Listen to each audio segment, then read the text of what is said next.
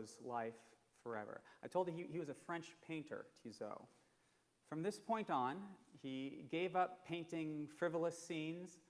He, up to this point, was mainly known for painting women in fancy dresses at dinner parties. That was kind of his thing, 1885.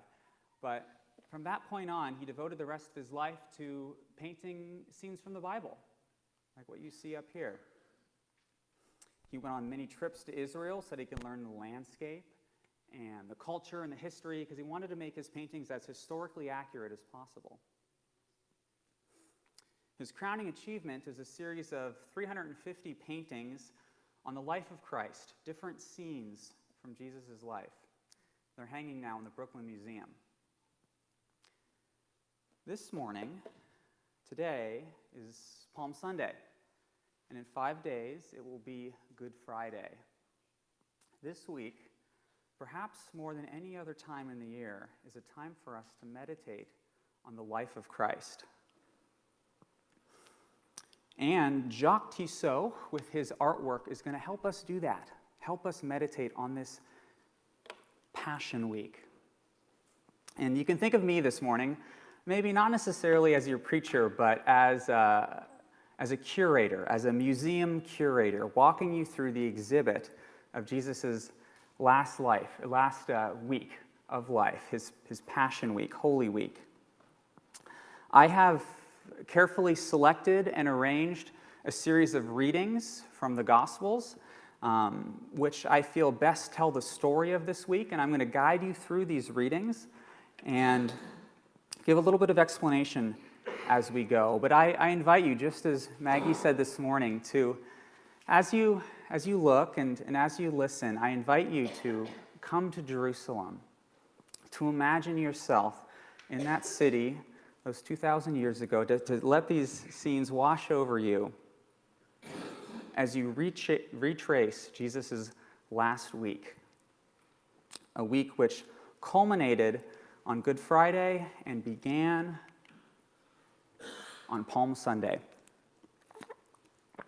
So, Palm Sunday.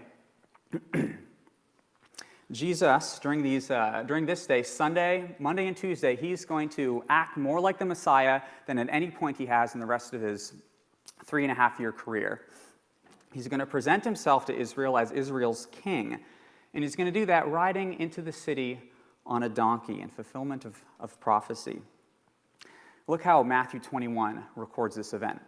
Most of the crowd spread their cloaks on the road, and others cut branches from the trees and spread them on the road. And the crowds that went before him and the crowds that followed him were shouting, "Hosanna," just like we sang earlier today. "Hosanna to the Son of David. Blessed is he who comes in the name of the Lord. Hosanna in the highest." Now, I think that Jesus' disciples, those who are kind of gathered around the donkey here, I'm sure that they're thinking, this is it. The kingdom is coming now. Look at this. The city is erupting. But what do you think about Jesus? Was he convinced like the disciples were? Do you remember as Jesus is entering into the city, he's looking down on the city. What does he do as he looks down on Jerusalem? That's right. He weeps for the city. Luke 19. And when he drew near and saw the city, he wept over it, saying, "Would that you had known on this day the things that make for peace, but they are hidden from your eyes." He's going to walk down into the city, enter the city, shouts of praise, go into the temple, a temple which he will possess, take control of for the next 2 days, Monday and Tuesday. And then Mark 11 tells us that as he entered Jerusalem and went into the temple, he looked around at everything, and it was already late. So he went out to Bethany with the 12. This is Sunday evening. He's returning to Bethany, which is where Lazarus, Mary, and Martha lived, just 1.5 miles outside of Jerusalem, and that's where Jesus is going to stay every night during this Holy Week. He's returning to Bethany. Now, Monday is going to be a day of action. Monday morning, Jesus comes into the temple, and what does he do? He cleanses that temple. The temple, really, at this point, was kind of a joke. It was led by the high priest, which was essentially a political office which could be bought or sold. The Sadducees, also in leadership in the temple, they were really weak on their theology. They didn't believe in the resurrection, and they were in the back pocket of the Romans. And especially during Passover, the temple establishment essentially became this corrupt money racket where sacrifices were bought at outrageous prices, crippling the people. But Jesus, he rides in here on Monday morning, and Matthew 21 tells us that he entered the temple and drove out all the buyers and sellers, and he overturned the tables of the money changers and the seats of those who sold pigeons. And he said to them, you remember what he said to them? "It is written, my house shall be called a house of prayer, but you have made it a den of robbers." How do you think the people reacted to this display on Monday morning? I think that the common people, they were excited. They're like, man, finally the temple establishment gets what's coming to them. We're tired of them bleeding our wallets. But the religious leaders, Luke 19 tells us, the chief priests and the scribes and the principal men of the people were seeking to destroy him. But they did not find anything they could do, for all the people were hanging on his words. This is a dynamic that Jesus is going to use to his advantage all week long. The religious leadership wanted to arrest and kill Jesus, but they were not able to because, Luke 19, the people were hanging on his words. As long as Jesus is in the crowds, he's safe.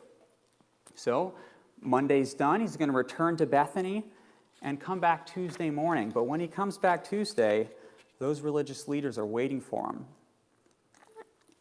And they're ready to fight. Matthew 22. The Pharisees went and plotted how to entangle him in his words. Mark 12 tells us similar things. And they sent to him some of the Pharisees and some of the Herodians to trap him in his talk. So what are they trying to do? They're trying to embarrass Jesus. They're trying to discredit him in the eyes of the people. But more than that, they have a more sinister motivation. They're looking for some kind of indictment to take, some kind of indictment against Jesus they can take to the Romans. What's an example of such an indictment? Well, it's during this scene on Tuesday where they ask Jesus, is it lawful to pay taxes to Caesar? And they think, man, we got him. Because if he says no, which is what all the people want him to say, if he says no, we can take that right to the Romans. They'll arrest him. Easy. If he says yes, well, then he's out of the people's good graces. We win. You remember what Jesus does? Show me one of your coins. Whose likeness and inscription is this? Oh, it's Caesar's. Well, then you ought to render unto Caesar's that which is Caesar's, and to God that which is God's. And these religious leaders are going to come to Jesus with a few more attacks, a few more tricky questions like this. Jesus is on the defense, but now Jesus is going to go on the offense. And he's going to go on the offense with a few blistering parables he's going to tell while in the temple courts here on Tuesday. He gives this parable, and these are parables directed against those religious leaders. There was a master of a house who planted a vineyard and put a fence around it and dug a winepress in it and put a tower in it and leased it to tenants. These tenants are those Pharisees and Sadducees. Leased it to tenants and went into another country. And this master of the vineyard will send his servants in harvest season to collect the produce. But when he sends those servants are beaten or killed by the tenants, and then eventually he decides, I should send my son. They'll respect him, won't they? Matthew 21, but when the tenants saw the son, they said to themselves, this is the heir. Come, let us kill him and have his inheritance. Now, what will the master do? What's Jesus going to metaphorically do to the leadership there in Israel? He will put those wretches to a miserable death and let out the vineyard to other tenants. Take your leadership away. Lease it out to other tenants who will give him their fruit in their seasons. Therefore, I tell you, Jesus says, the kingdom of God will be taken from you and given to a people producing its fruits. And if that wasn't enough, Jesus is going to unleash, this is the end of Tuesday. The last thing he's going to do on Tuesday, he's going to unleash 7 woes against these leaders. And I need you to imagine Jesus pointing when he says these things. Woe to you, scribes and Pharisees. This is Matthew 23. Scribes and Pharisees, hypocrites, for you shut the kingdom of heaven in people's faces, and you neither enter yourselves nor allow those who would enter to go in. Woe to you, scribes and Pharisees, hypocrites! You travel across sea and land to make one single proselyte, and when he becomes a proselyte, you make him twice as much a son of hell as yourselves. He's going to give 5 more woes just like this. And then I imagine he's going to just take the mic, drop it, and walk out of the temple. He leaves the temple, leaves Jerusalem, gives the Olivet Discourse to his disciples as he's leaving. But meanwhile, back in the city, the religious leaders didn't take too kindly to those 7 woes or the parables. Matthew 21 tells us, when the chief priests and Pharisees heard his parables, they perceived he was speaking about them. And although they were seeking to arrest him, why couldn't they? You remember, why couldn't they? They feared the crowds because they held him to be a prophet. That same dynamic. So they need some kind of plan. How do we get around the crowds? Matthew 26. Then the chief priests and elders of the people gathered in the palace of the high priest, whose name was Caiaphas. He's the big bad guy in this story. And plotted together in order to arrest Jesus by stealth and kill him. But they said, not during the feast. Not during the feast, lest there be an uproar among the people. The feast is a week long. We'll wait until after the feast, then we'll arrest him. Thing is, they don't wait. They arrest Jesus during the feast. Why? Judas. Sometime after Jesus gave the Olivet Discourse, as he left the city, Judas snuck back into the city. Matthew 26 tells us that one of the 12, whose name was Judas Iscariot, went to the chief priests and said, "What will you give me if I deliver him to you?" And they paid him 30 pieces of silver, and from that moment he sought an opportunity to betray him. What kind of an opportunity? What was he looking for? He sought an opportunity. Luke 22 is going to give us a little more details. And they were glad and agreed to pay him money, so Judas consented and sought an opportunity to betray him to them in the absence of a crowd. Judas is looking for a time when Jesus is alone. Then he's going to betray his master to these religious leadership. Now, Wednesday. Wednesday's an interesting day. It's a silent day. There's nothing recorded that happens in our Gospels. Nothing happens on this Thursday. The record jumps from Tuesday straight to Thursday over Wednesday. But although it's a silent day in our Bible, it's a very busy day. It's a busy day for these conniving religious leaders. See, they have to, their goal, what they need to accomplish, they need to arrest Jesus, they need to hold a trial and send him off to be executed while the city sleeps. In the middle of the night. That's what they say, this is what we need to do. In order to make this happen, well, they have to get the Sanhedrin ready for a midnight trial. Sanhedrin's composed of 70 men, made up of half Pharisees, half Sadducees. You got to gather all these people together. That's a lot of Evites to send out. And they also need to arrange to get a cohort of soldiers from Pilate and arrange for an early morning hearing with him on the following day. They're very busy on this silent Wednesday. Jesus as well. He has some preparations he needs to make on Wednesday too. He's arranging for the Passover to be held in the city. So do you remember where Jesus holds the Passover, holds the Last Supper? I'll give you a hint. It's not the lower room. It's the upper room. So he obtains permission to use that upper room, but then he has to communicate the location of the upper room to his disciples in a way that he won't tell Judas, that he communicates the location of the upper room without telling Judas where it is. How's he going to do that? He's very clever. He's wise as a serpent and innocent as a dove. Thursday morning, he's going to tell Peter and John where it is. In Mark 14, he says, he sent 2 of his disciples and said to them, "Go into the city, and a man carrying a jar of water will meet you. Follow him, and he will show you to a large upper room furnished and ready. There, prepare the Passover for us." He could have said, "Go to this person's house on this street, and that's where we'll have the Passover, but he gives these very clever instructions that Judas doesn't know, where the Passover will be held and where to bring the soldiers to arrest Jesus. So it finally becomes time to have the Passover in the evening. This is where the record picks up. And everyone gathers in the upper room, and their feet are filthy. And what do you think is going to happen next? No, not quite.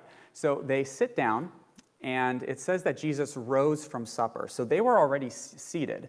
And it's my opinion that Jesus is waiting for one of the disciples to get up and to wash everyone's feet.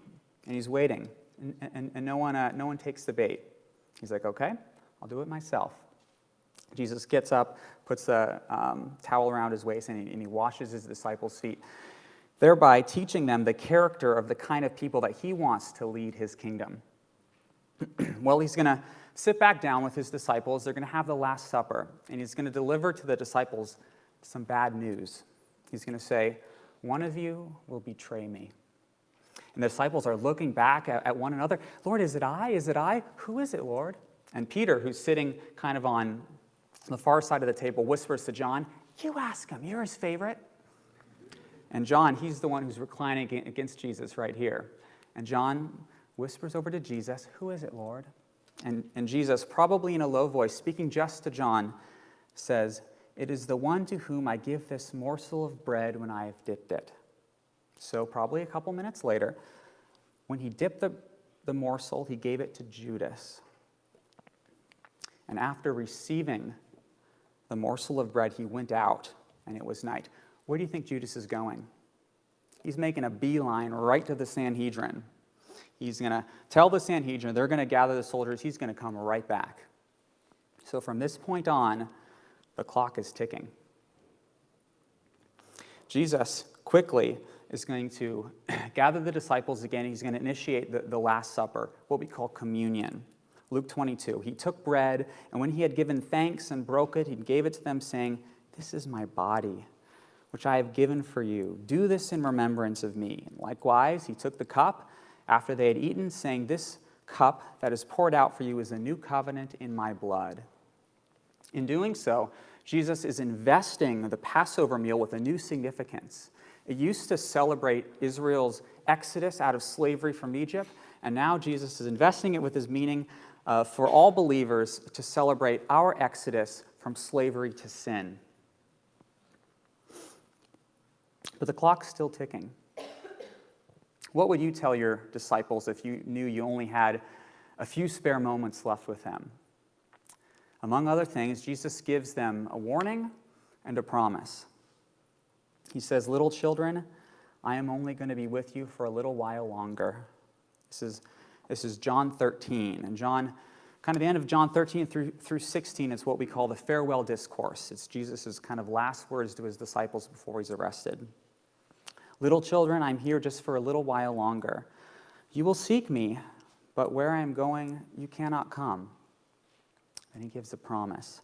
Nevertheless, I tell you, it is to your advantage that I go away. For if I do not go away, the Helper will not come to you, the Holy Spirit. But if I go, I will send him to you. And then all of a sudden, this dialogue that he's having with his disciples comes to an abrupt end. There's this abrupt interruption where at the very end of John 14, Jesus says, rise, let us go from here. I imagine he's looking up at the clock on the wall. There's no clocks on the wall at this point. But he's looking up at the sundial on the wall, and he sees, man, Judas, he's probably on the way back right now. I got to get out of here, and I'm not ready yet to be arrested. I need more time to instruct my disciples. I need more time to prepare my own soul for what I'm going to experience tomorrow morning. Rise, let us go from here. And so they do. They travel to Gethsemane. And I imagine as they're walking by, they see some vines as they're nearing the garden. And then Jesus says in John 15, I am the true vine. My Father is the vine dresser. This is still that discourse he's having with them. And he's nearing to Gethsemane, probably just outside of Gethsemane. And he prays for his disciples. John 17. And he says, I am no longer in this world, but they are in the world. I am coming to you. Holy Father, keep them in your name. Guard them, protect them.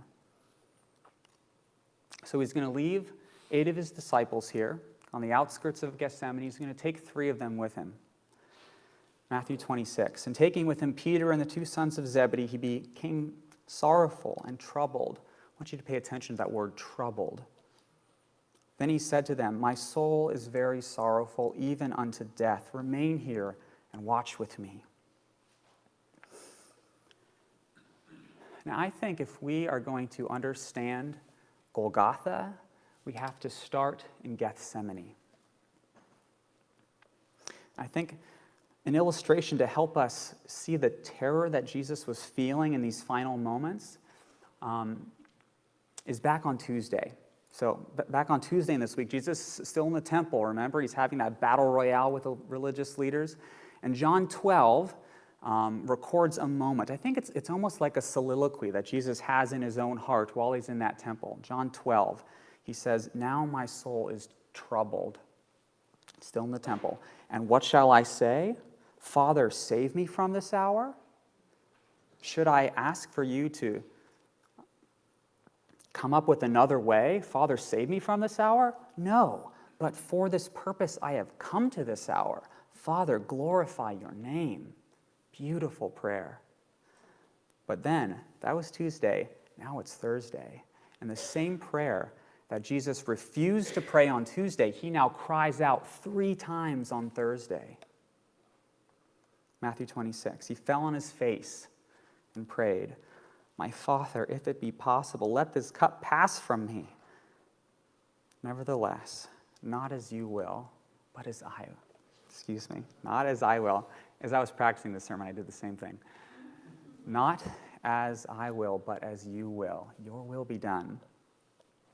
Well, just as Jesus is finishing praying, I'm sure he hears the rumbling of what must be hundreds of footsteps. And he looks in that direction, and he can see the bobbing of lanterns in the darkness.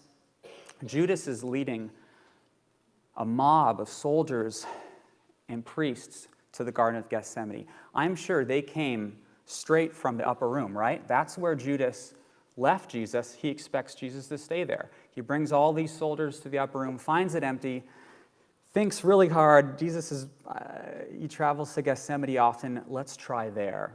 And he's right.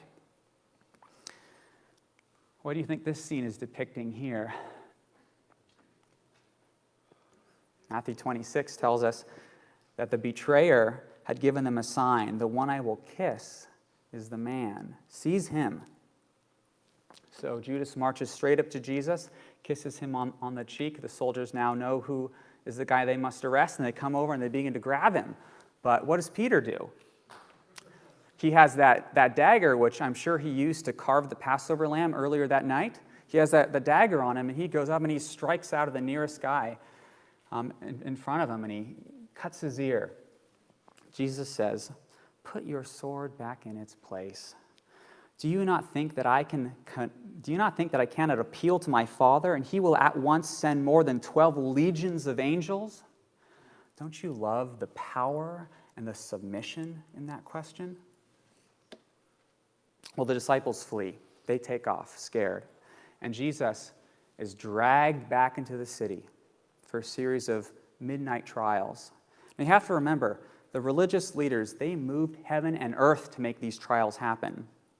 Gathering the Sanhedrin of 70 men in the middle of the night, arranging for the Roman soldiers, preparing an early morning trial with Pilate the following morning. What are they trying to do? What's their goal with these trials? Well, they can't stone Jesus in the same way that they're going to stone Stephen in the book of Acts. That'd be easy, right? They can't do that because then the people would riot. They would rise up against their leadership. What they need is for Rome to execute Jesus. Therefore, they're looking to get Jesus to confess to a crime against Rome worthy of execution.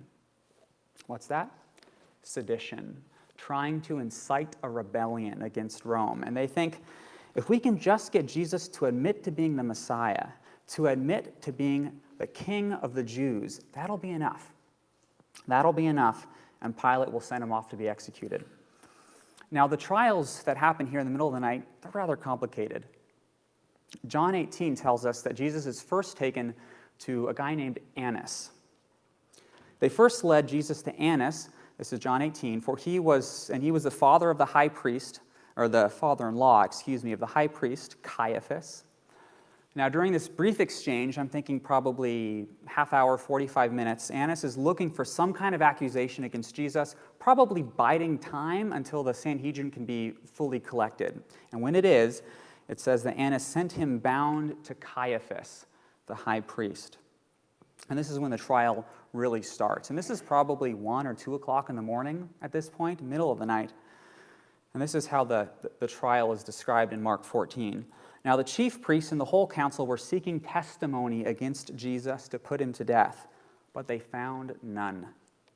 For many bore false witness against him, but their testimonies did not agree. The whole time, Jesus is just going to stand there silent. I think, as a witness to the mockery of justice that's being perpetrated, it's completely illegal and under laws and rules of Jewish jurisprudence to hold a trial in the middle of the night. Not legal. Also, it's not legal to put the defendant under oath, under a religious oath, which Caiaphas is about to do. In Matthew 26, Caiaphas, the high priest, said to Jesus, "I adjure you by the living God, put you under oath. Tell us, are you the Christ, the Son of God?" And I think Caiaphas has no hope that this is going to work. But to his boundless surprise and delight, Jesus responds, "You have said so. But I tell you, from now on, you will see the Son of Man seated at the right hand of power and coming on the clouds of heaven." Caiaphas, and it's kind of hard to tell, Caiaphas then screams, "Blasphemy!" tears his robes and says, "Take him away." And Jesus he's brutally beaten and mocked and carried away to the dungeon to await that morning trial with Pilate. But meanwhile, the same moment as Jesus is being carried out of the Sanhedrin, Peter and John are waiting outside. Those two disciples follow Jesus from Gethsemane back into the city. And at this point, tragically, Peter's already denied Jesus twice, and then he denies him a third time. Luke 22, immediately, when Peter was still speaking out that third denial, what happened? You remember? That's right. The rooster crows. And it says that the Lord looked at Peter, and they made eye contact, looked in each other's eyes. And Peter remembered the saying of the Lord, how he said, "Before the rooster crows, you will deny me 3 times." And he went out and he wept bitterly. Well, early morning, Friday, the Sanhedrin has to convene one more time. They have to get together one more time because Pilate knows that it's against the law to hold a midnight trial. And if they come to him without doing that, he's going to call him out. He's going to throw the case out. So they have to convene one more time. And that's what Mark 15 tells us. Verse 1. This is probably 4:30 in the morning, something like that. As soon as it was morning, the chief priests held a consultation with the elders and the scribes and the whole council. And then they bound Jesus and led him away to be delivered to Pilate. Pilate asked the Jews, this is John 18, "What accusation do you bring against Jesus?" These trials are rather complicated. You have to piece together all the different gospel accounts. So in Luke 23, they give the response. "We found this man misleading our nation, forbidding us to give tribute to Caesar." That's a bit of a joke, isn't it? Given Tuesday, render unto Caesar. "Forbidding us to give tribute to Caesar and saying that he himself is Christ, a king." So Pilate takes Jesus back and he has a private interview with him, the first of 2. And he asks, "Are you the king of the Jews?" John 18.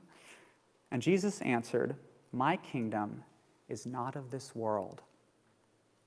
Now, I think the "of" there is a little bit ambiguous. I think what he's saying is, my kingdom does not come in this way. My kingdom does not come about in a worldly way. That is through sedition. I am not a seditionist. Now, what would you expect if I was a seditionist, Pilate? You're a political officer. You know what seditions look like. What would you expect? Jesus continues, if my kingdom were of this world, my servants would have been fighting, that I might not be delivered over to the Jews. That didn't happen. And Pilate's convinced. He's like, that's a great argument. Okay. Goes back outside of the Jews and he says, for the first time, I find no guilt in this man. The Jews, of course, are a bit irritated by this, and they continue their accusation. They're all the more urgent, Luke 23 tells us, saying, he stirs up the people, teaching all throughout Judea, from Galilee, even down to this place. And Pilate stops them in their track. He says, whoa. Did you say Galilee? When Pilate heard this, he asked whether the man was a Galilean. And when he learned that he belonged to Herod's jurisdiction, Herod's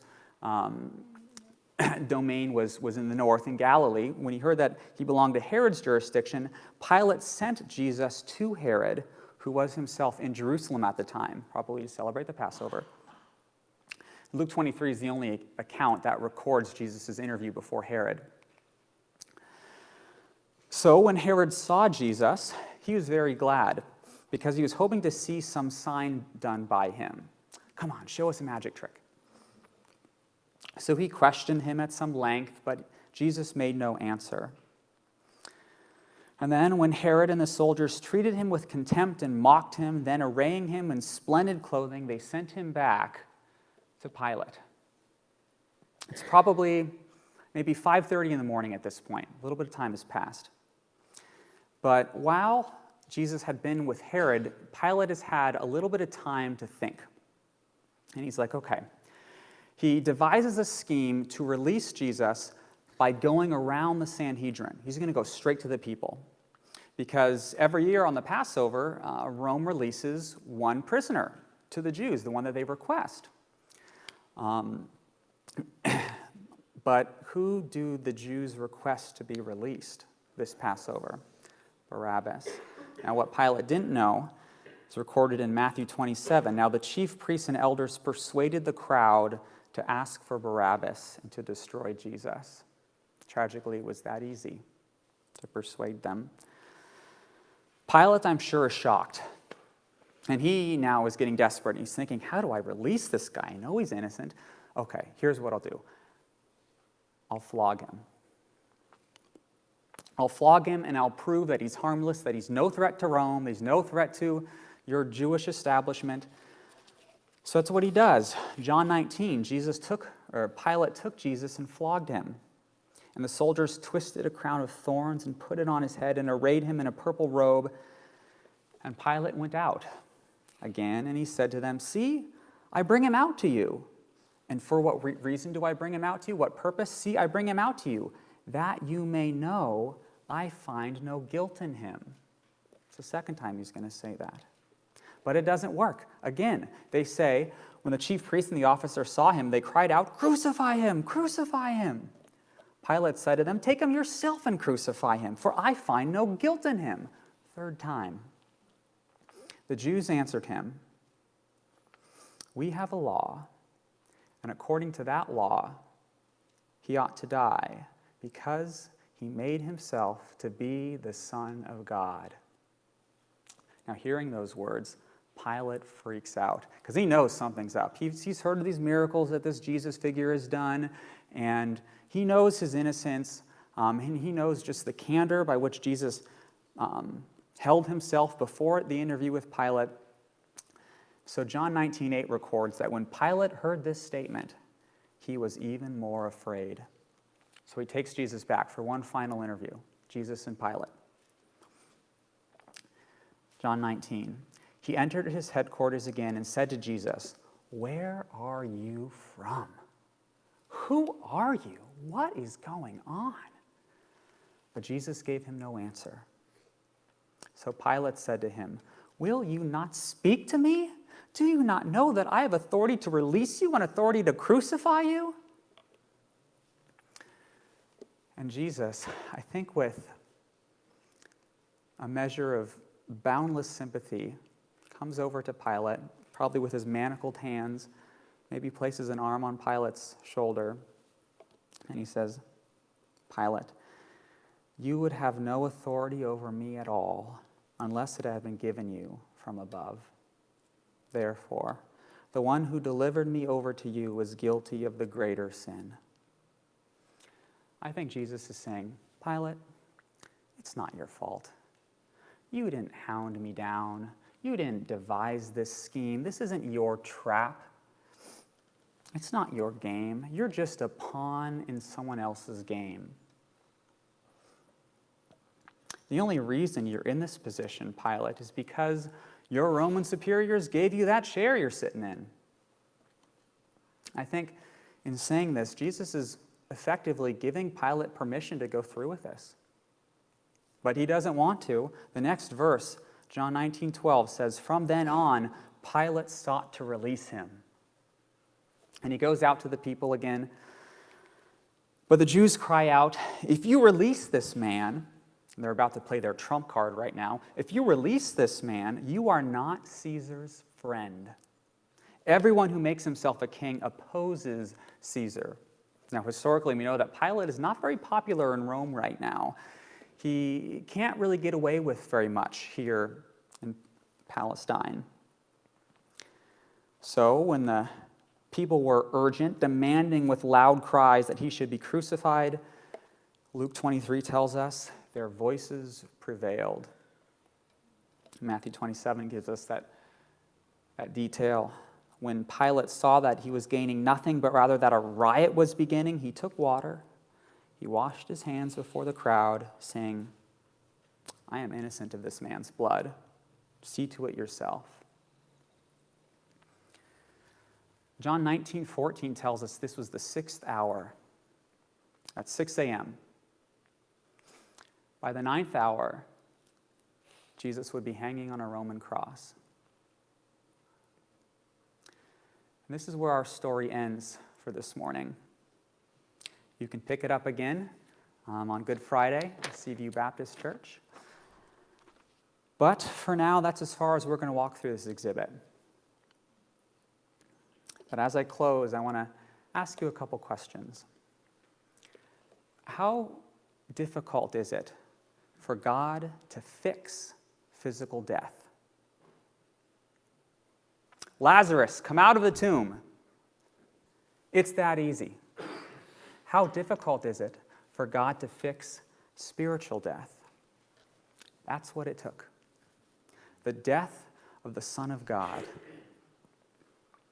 Paul tells us in Colossians 2, but you were dead in your trespasses.